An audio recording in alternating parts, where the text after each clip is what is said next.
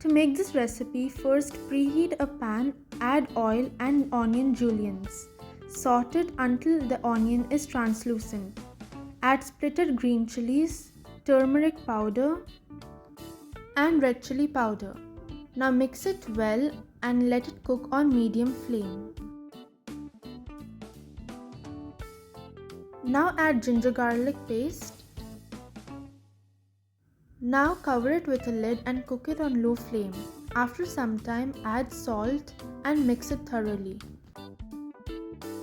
Add chopped coriander and mint leaves to enhance the flavor.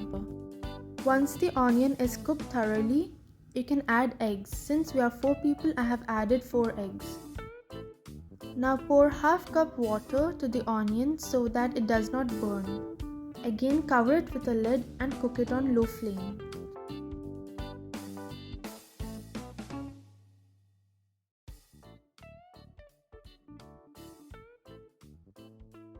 Once you see that the water gets evaporated and the eggs are cooked completely, your khagina is ready to be eaten.